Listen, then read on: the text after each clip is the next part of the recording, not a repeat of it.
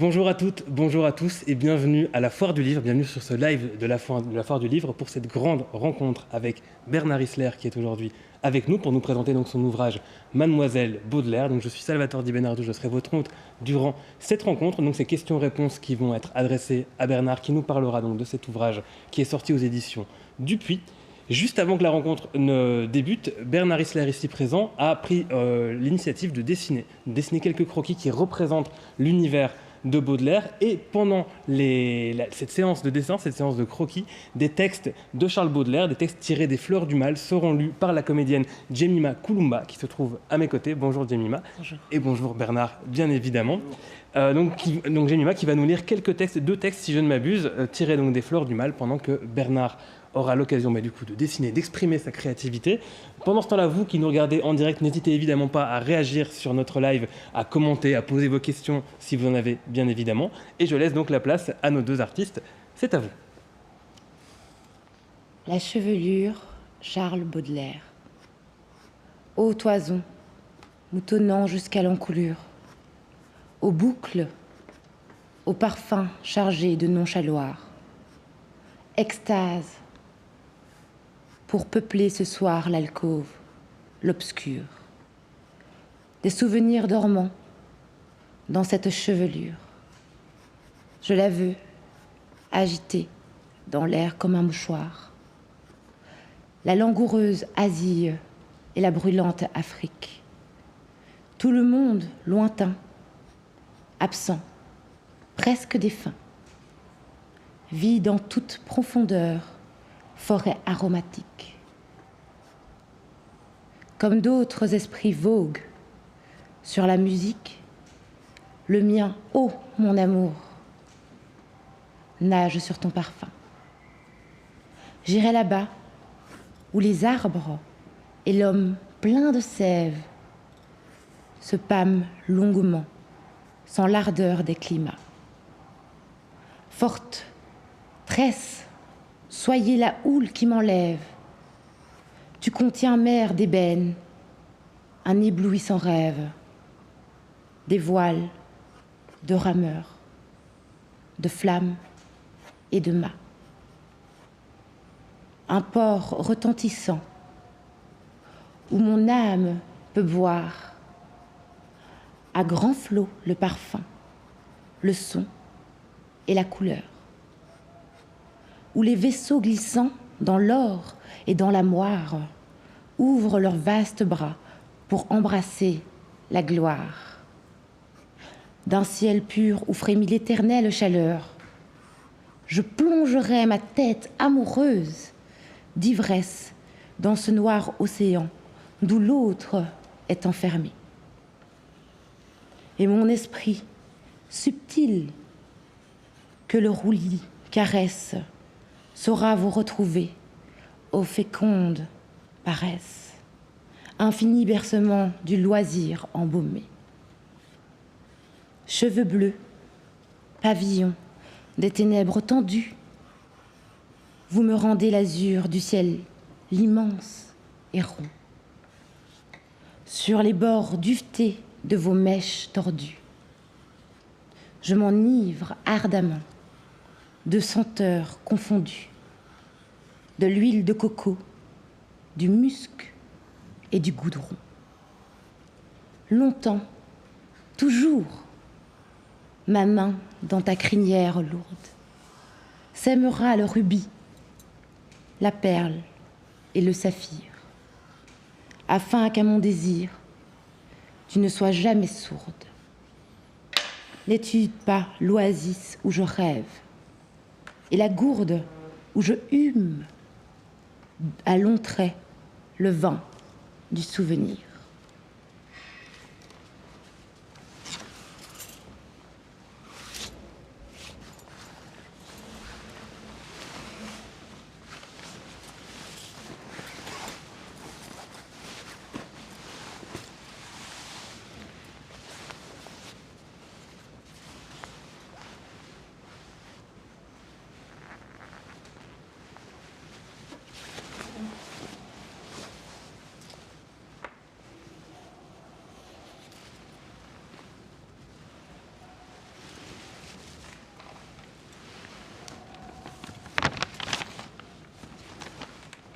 Charles Baudelaire, une charogne.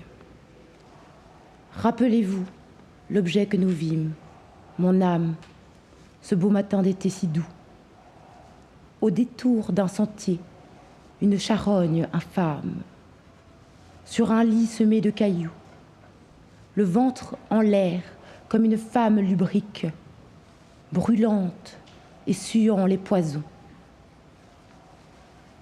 Ouvrait d'une force, d'une façon nonchalante et cynique, son ventre plein d'exhalations. Le soleil rayonnait sur cette pourriture, comme enfin de la cuire à point, et de rendre au centuple, à la grande nature, tout ce qu'elle semblait et qu'elle avait jour. Le soleil rayonnait sur cette pourriture, comme afin de la cuire à point et de rendre au centuple à la grande nature tout ce qu'elle ensemble elle avait jour. Et le ciel regardait la caresse superbe, comme une fleur s'épanouir. La puanteur était si forte que sur l'herbe vous crûtes vous évanouir. Les mouches bourdonnaient sur ce ventre putride, d'où sortaient de noirs bataillons, de larves qui coulaient comme un épais liquide, le long de ces vivants haillons. Tout cela descendait, montait comme une vague, ou s'élançait en pétillant. On eût dit que le corps, enflé d'un souffle vague, vivait en se multipliant. En ce monde rendait une étrange musique, comme l'eau courante et le vent, ou le grain qu'un vanneur d'un mouvement rythmique agite et tourne dans son vent. Les formes s'effaçaient et n'étaient plus qu'un rêve, une ébauche lente à venir, sur la toile oubliée et que l'artiste achève, seulement par le souvenir. Derrière les rochers, une chienne inquiète nous regardait d'un œil fâché, épiant le moment de rendre au squelette le morceau qu'elle avait lâché. Et pourtant, vous serez semblable à cette ordure, à cette horrible infection, étoile de mes yeux, soleil de ma nature, vous, mon ange et ma passion.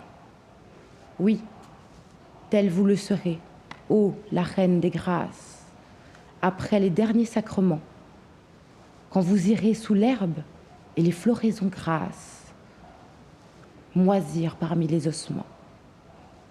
Alors, ô ma beauté, dites à la vermine qui vous mangera de baisers, que j'ai gardé la forme et l'essence divine de mes amours décompensés.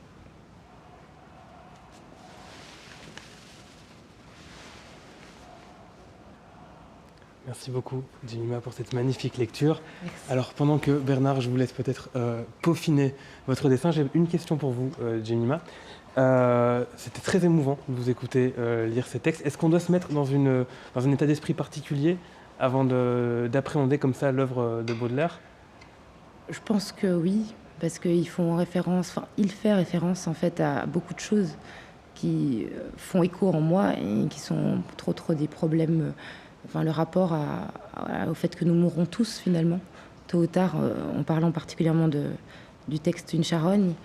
Et du coup, je pense que c'est quand même se mettre dans un état d'esprit là où on est prêt à accepter la mort des gens qu'on connaît autour de nous, ou la nôtre, tout simplement. Très bien. Mais merci beaucoup en tout cas pour ce complément. Merci Jemima Kulumba. Je vous en prie. Bernard, je vais maintenant me tourner vers vous. Allez, j'arrête. Vous pouvez très bien continuer, pour moi il n'y a absolument aucun problème, mais je pense que pour les spectateurs et les spectatrices non plus. Mais du coup voilà, avant de vraiment commencer cette rencontre, moi j'ai une question qui me vient à l'esprit. C'est pas pourquoi est-ce que vous avez eu l'envie de faire un ouvrage sur Baudelaire, mais c'est plutôt pourquoi est-ce que cet ouvrage n'est pas arrivé plus tôt dans votre parcours, tant ça semblait une évidence qu'à un moment votre univers allait rencontrer celui de Charles Baudelaire. Ça, c'est une bonne question, ça. Oui, j'ai toujours vécu avec Baudelaire, quelque part, c'est vrai. Et je l'ai rencontré à 14 ans, comme tous les adolescents, avec tous les adolescents qui sont dans une quête de beauté, d'amour éternel, d'absolu. Et voilà. Et c'est vrai qu'il y a ce mélange de Eros Thanatos dans tous les poèmes de La Fleur du Mal. Et que c'est un peu guidé tout Sambre, puisque Sambre, c'est la première BD que j'ai faite vraiment réaliste avec cet univers romantique, ce mélange d'horreur, de fascination de l'horreur qui mène au sublime et où le romantisme n'est pas tellement feurbeux, quoi. Et puis avec les années, c'est vrai que je me suis remis forcément à cause de Sambre, à me plonger dans l'époque, à essayer de comprendre l'époque. Et donc tout ça faisait que j'avais envie de comprendre qui était la personne qui se cachait derrière. Et j'avais envie de raconter qui il était. Je ne comprenais pas. Et on disait qu'il était un poète maudit. Sambre, c'est une histoire de malédiction familiale. Je me dis, tiens, un artiste aussi important que lui, comment l'aborder? Et moi, je me rends compte que la seule manière de comprendre le monde, c'est que j'ai besoin de le dessiner. Parce que c'est pas tellement raconter une histoire, parce que quand on s'attaque à la biographie de Baudelaire, les biographies sont écrites depuis longtemps et elles se répètent souvent puisqu'il n'y a pas vraiment de suspense. On sait ce qui se passe à la fin et au milieu globalement et on ne va pas découvrir tellement de sources. Mais par contre, en le dessinant, on est obligé de mettre en perspective des choses qui ont été écrites par des écrivains et où ça donne un autre regard. Et je vais donner un exemple très simple. C'est que Jeanne Duval est très connue à cause justement des poèmes, à cause de tout ce qu'on en a dit, et puis de la provocation que ça impliquait pour l'époque d'avoir un jeune homme de bonne famille qui dépense des millions, parce que c'était vraiment des millions d'euros, pour une femme qui était de couleur noire, d'après la mère. En fait, elle n'était pas très noire, elle était mulâtresse, donc c'est dire. Mais elle a pris sur elle tous les préjugés de l'époque. Et donc, quand je vois les descriptions de Jeanne Duval, ce qui est intéressant, c'est à partir du moment où on le lit dans une biographie, on va le prendre au premier degré en disant « elle était comme ça ». À partir du moment où je le fais dire par un personnage comme Nadar ou un copain qui la regarde, eh bien, on met en perspective cette description et on se rend compte que c'est le regard d'une époque et que nous, aujourd'hui, avec notre regard, on va appréhender les choses très différemment et on va peut-être comprendre d'autres choses. Il n'y a pas besoin d'inventer la vie mystérieuse de Jeanne Duval, il suffit de la mettre en situation pour déjà s'apercevoir qu'il y a peut-être d'autres sources d'interprétation. Et donc le portrait devient éminemment plus subtil, plus questionnant. Voilà. Et donc c'est ça qui est intéressant dans le fait de faire une biographie, c'est que moi qui ai toujours fait de la fiction, j'étais obligé de respecter le réel et au contraire d'essayer de le comprendre. Et donc c'était une démarche où j'avais toujours envie d'en savoir plus et de comprendre pourquoi on avait dit ça, pourquoi toute l'histoire malheureuse de Charles et de Jeanne, c'est que, ben oui, Charles a flambé et la mère de Charles l'a mis sous tutelle. Et donc dans cette mesure-là, il n'avait plus d'argent et il ne pouvait plus se marier. Voilà. Il ne pouvait plus se marier parce qu'à l'époque, ben, il fallait évidemment pourvoir aux besoins de sa femme et n'ayant plus... ne pouvant pas se marier, ben voilà, ce sera toujours Mademoiselle Baudelaire, d'où le titre. L'autre chose, c'est que c'est quand même un jeune bourgeois qui n'a jamais travaillé de sa vie et que la seule manière, c'était de travailler. Et il en est bien incapable. Et en plus, il est atteint de la syphilis. Donc tout ça fait qu'il y a une forme de révolte qui va garder toute sa vie, de mal-être. Et aussi un certain attachement à Jeanne, peut-être pour différentes raisons. Moi, je crois qu'il l'a vraiment aimée. Mais bon, qui sait, finalement, quoi.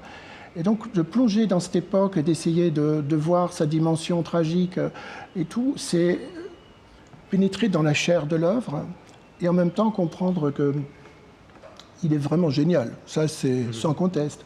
Mais peut-être qu'il n'était pas tout seul non plus. Et que ce n'est pas un hasard si cette Jeanne Duval est au centre de son œuvre et qu'elle est peut-être plus que simplement la provocation de... Oui, sa mère est blonde, elle est la petite bourgeoise de l'époque, elle est mariée à un militaire, et lui, il est avec une noire, une négresse, comme on disait à l'époque sans le côté péjoratif, mais c'est quand même une négresse et prostituée, en plus. Et justement, par rapport à ça, voilà, je voulais rebondir là-dessus. Jeanne Duval est considérée comme une prostituée, mais vous le faites bien ressentir dans l'ouvrage, elle était beaucoup plus que ça. elle était beaucoup plus...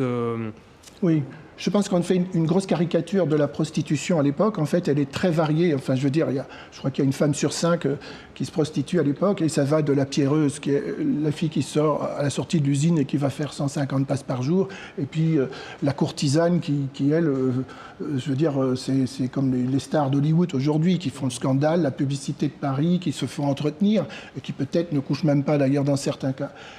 Dans le cas de Jeanne Duval, elle est comédienne à la base, elle monte, et on sait que toutes les comédiennes, la majorité, ne gagnaient pas leur vie en montant sur scène. Et donc, oui, le milieu des comédiennes est apparenté souvent à la prostitution à l'époque, mais aussi, c'est des femmes libres. Et une femme libre est déjà considérée comme une prostituée par les bonnes bourgeoises. Et donc, il y a cette société qui juge constamment, et ça, c'est autant les femmes que les hommes.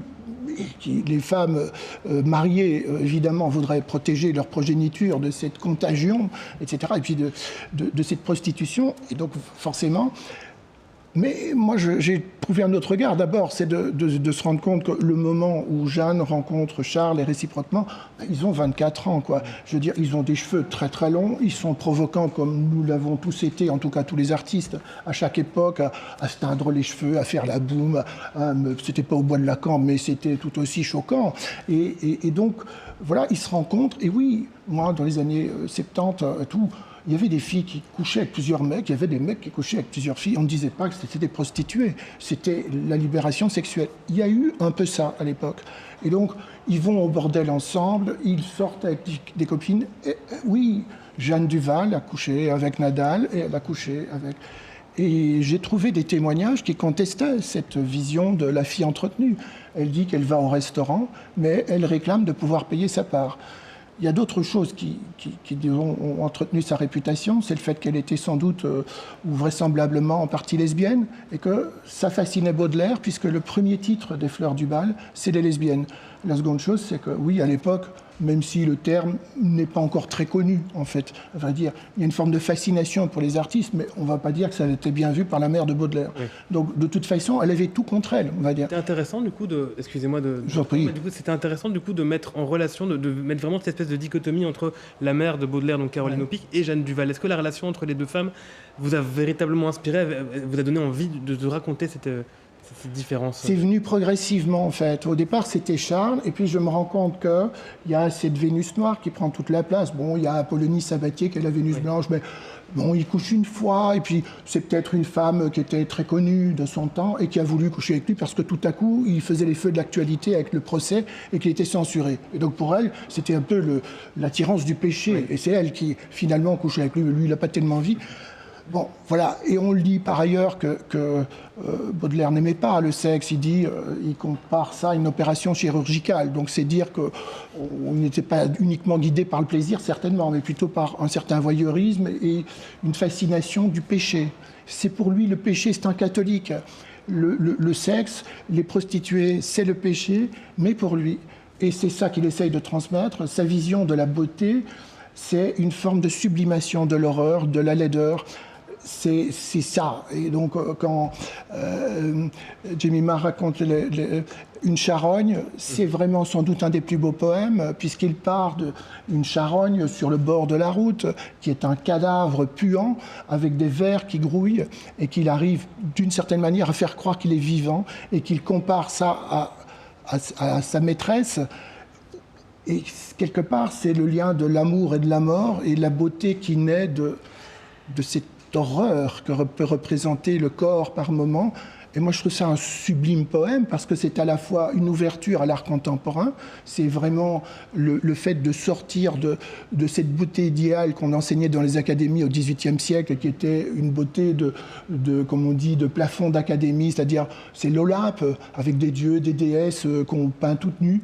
Et après ça, au XXe siècle, grâce à Baudelaire, parce que je pense que c'est lui qui ouvre cette porte-là, il dit non, la beauté est toujours étrange, la beauté est bizarre, et elle se nourrit de cette laideur. Et on voit déjà Bacon qui arrive. Mm-hmm. Donc cette charogne, c'est avant-gardiste. Je trouve ça extraordinaire. Et au-delà de ça, quelque part, malgré cette forme de haine et d'amour mélangés pour Jeanne, il y a une notion d'amour qui passe, où il aime le corps jusqu'à sa destruction, parce que l'âme est au-delà. Justement, je voudrais réagir là-dessus par rapport à une case de l'album qui, moi, m'a marqué. C'est la case où Baudelaire et Jeanne sont plus âgés, dans une chambre, et Baudelaire déshabille Jeanne et lui dit tu n'es plus la déesse que j'ai rencontrée, tu as grossi, tu t'accroches à moi comme une vieille outre puante et alcoolique. C'est très très fort. Est-ce qu'il y a de l'amour là-dedans, selon vous? Est-ce que son corps attire encore Charles à ce moment-là, ou bien est-ce que c'est une façon peut-être de la provoquer ou d'aller chercher quelque chose en elle de plus dur Charles est quelqu'un qui a toujours été violent, excessif, passionnel,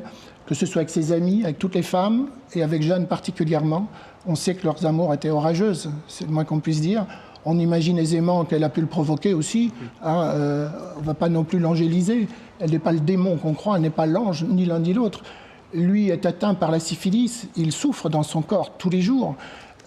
Et peut-être peut-on se poser la question si ce n'est pas lui qui a transmis la maladie à Jeanne. Et dans cette mesure-là, il y a une forme de mélange de culpabilité qui peut débarquer sur une forme d'agressivité. Et donc les rapports de Jeanne et de Charles sont extrêmement complexes. Si on dit que, bien sûr, elle est entretenue par lui, et lui veut l'entretenir. Et jusqu'à la fin de sa vie, c'est sans doute la plus grande preuve d'amour qu'il peut lui donner, parce qu'il est obsédé par l'argent, c'est le moins qu'on puisse dire.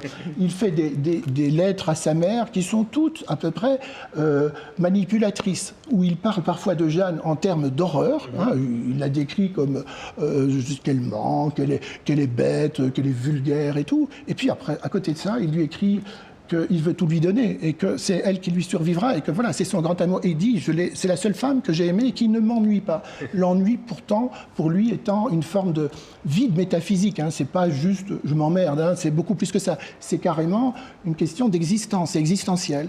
Et donc, à cet égard, oui, il y a une preuve d'amour énorme, mais c'est un amour, comme toujours chez Baudelaire, qui est double. C'est l'amour et la haine qui se mélangent. Oui, il y a des cris de haine, mais que dire des lettres qu'il écrit à sa mère? Je veux dire, c'est quand même... On a parlé de relations incestueuses. Oui, mais la mère y participe certainement, mais je pense qu'il a quand même donné beaucoup à Jeanne. Voilà, il a maintenu cette relation, et Jeanne a connu la mère. Elle l'a un tout petit peu connue.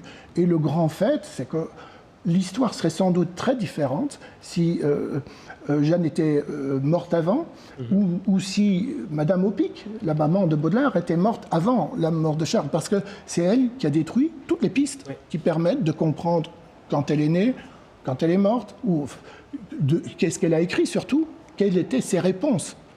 On ne sait pas ce qu'elle pensait. Comme en plus c'était quelqu'un d'assez taiseux, on peut comprendre. Je sais pas, moi je viens de province, j'arrive à Paris, je tombe sur des jeunes Parisiens riches, célèbres, qui font des batailles, comme des battles de rap, mais en rime. Je veux dire, il faut vachement bien parler. Quelqu'un qui débarque d'Haïti, il y a de peu de chances qu'il ait ce vocabulaire. Donc elle est taiseuse, elle apprend, voilà. Elle écoute, Elle écoute. Voilà. Et donc forcément, leur relation, elle va passer par le corps. Cette fascination que Baudelaire a pour le corps, mais qui est un mélange aussi de fascination et d'horreur. On le voit dans le poème La Charogne. Tout se mélange comme ça. C'est cette dualité constante.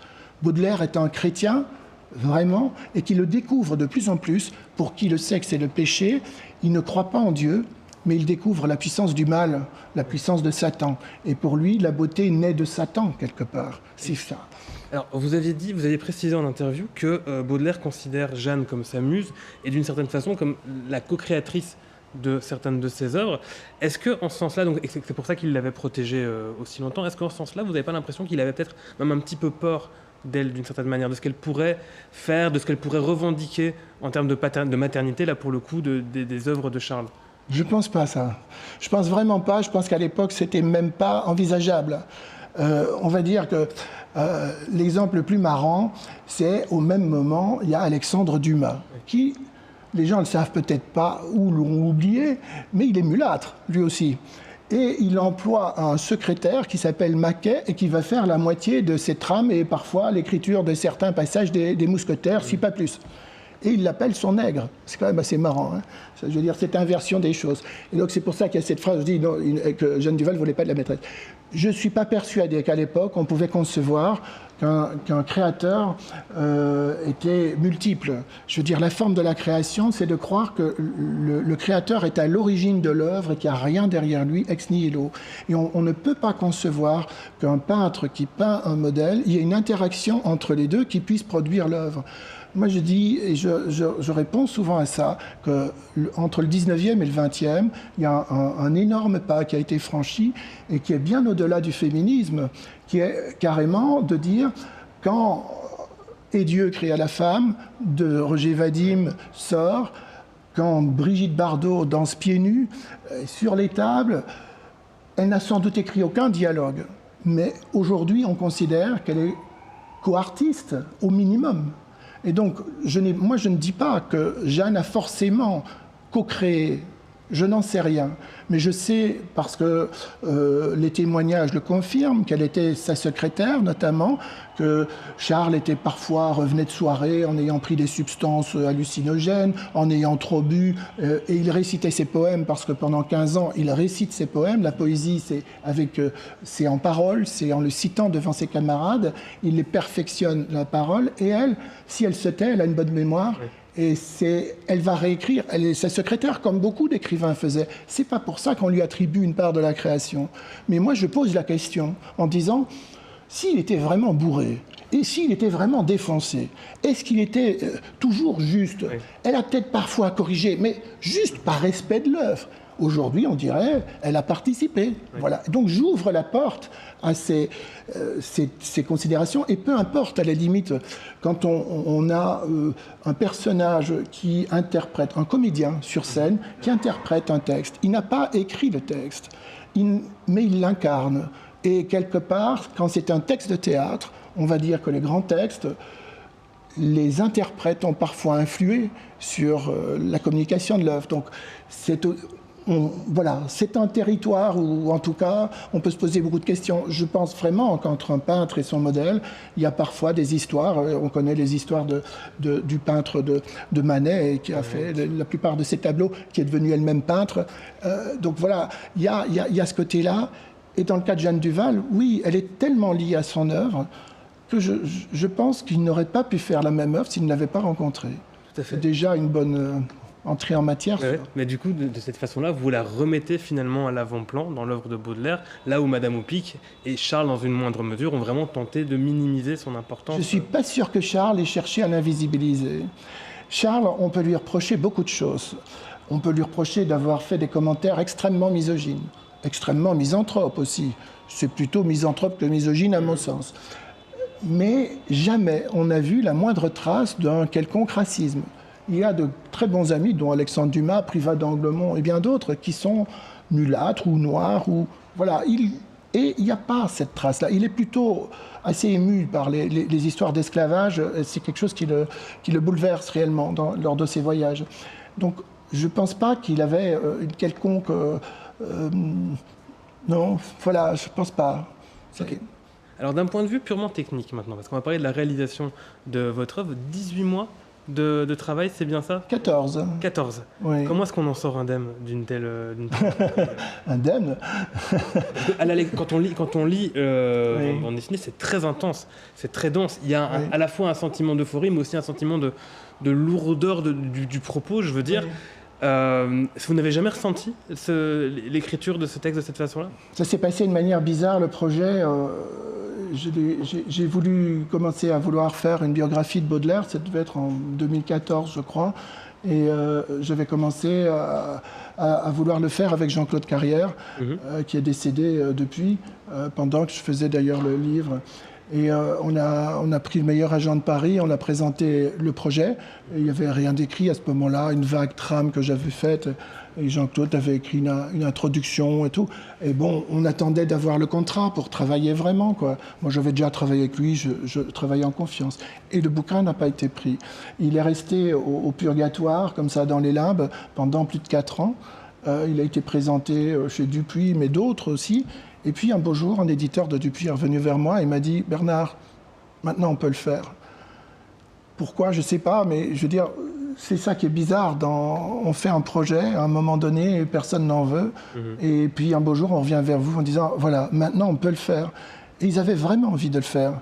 Et ça a beaucoup joué, cette passion d'éditeur. La seule chose, c'est qu'il y avait cette date du bicentenaire qui nous paraissait important, et de correspondre à ça et d'être à temps. Et donc, j'ai vu les contrats que j'avais déjà. J'ai pu commencer, c'était en 2020. Voilà, en janvier 2020, j'ai commencé le livre. Et j'avais 12 mois qui se sont agrandis à 14. Et voilà, j'avais pas le temps de réfléchir. Oui. J'ai pas eu le temps d'écrire un vrai scénario. J'ai commencé par dessiner Charles et Jeanne ensemble, et j'avançais comme ça. Et je découvrais, je cherchais, il y avait une forme de passion. Et ça m'a vraiment habité, c'est magique. Et je veux dire, il n'y a pas d'explication à ça. C'est comment se fait-il qu'un beau jour, un éditeur, tout le monde dans la boîte trouvait ce projet dès le départ formidable. Les éditeurs, c'est pas tous des grands méchants qui censurent les auteurs et qui ne pensent qu'à l'argent. Non, il y a des tas de gens qui travaillent dans ces boîtes et qui ils envoient défiler. Mais là, ils ont, je ne sais pas, le pitch ou je ne sais pas très bien, la sauce prenait. Ils avaient vraiment envie. J'avais même des collaboratrices c'était essentiellement des femmes d'ailleurs, il faut le dire, qui m'ont énormément aidé pour pouvoir terminer le livre et pour m'aider à faire cette forme de marathon cinglé, de course contre la montre. On va dire, pour les gens qui ne savent pas, un album de bande dessinée, la majorité dans ce style-là, réaliste, avec de la documentation, scénario, dessin, un album, c'est 44 pages. Et là, j'en ai fait 146. Donc, oui, je n'ai aucune substance, hein, je le dis, hein, de l'eau et de l'amour. Vous êtes enivré des textes de Charles Baudelaire, justement, et c'est ça qui a peut-être... Mais vous vous êtes retrouvé surpris un moment parce que vous dessiniez, parce que vous m'avez dit à l'instant que vous n'aviez pas forcément toujours bien le scénario en tête. Est-ce qu'il y a véritablement des choses qui se sont imposées à vous de manière inattendue? Le sexe. Principalement. Mais c'est vrai, sérieux, sans rire. Sans rire, pourquoi? Parce que personne n'a vu Charles Baudelaire faire l'amour. Personne. Ou baiser, ou tous les autres qualificatifs. Alors que les autres, oui, ils allaient au bordel ensemble. Mais Charles, non, personne ne l'a vu. Donc, quels sont les rapports entre Charles et Jeanne? Personne ne sait. Et à un moment donné, pour mettre en scène ça, je me suis bien rendu compte qu'avec quelqu'un qui a un caractère aussi complexe que Charles, quelqu'un d'aussi farouche et taiseux que Jeanne, ce qui était au centre, c'était le corps. Parce que c'est ça qui est célébré à travers les fleurs du mal. Donc leur relation, c'est ce corps. On va dire de manière toute simple. Charles, il fait 1,58 m. Oui, elle fait plus d'1,80 m. Donc c'est vraiment Laurel et Hardy, mais dans le sens... Vous voyez ce que je veux dire? C'est un peu contre les préjugés habituels et tout. On sort de ça. Et donc à un moment, vu la dimension qu'a le sexe dans les fleurs du mal, je me dis, je ne peux pas passer à côté. Je dois le faire. Et donc je m'inspire des poèmes et des rêves. Il y a quelques rêves que Charles raconte dans Le cœur mis à nu, de choses qu'il a rêvées et qui sont toujours des rêves sexuels. Et donc je pars de ça et je me rends compte que au même moment, il y a Courbet qui va faire L'origine du monde et qui est quand même un tableau pornographique, on va dire, une femme, les jambes écartées, voilà, son sexe.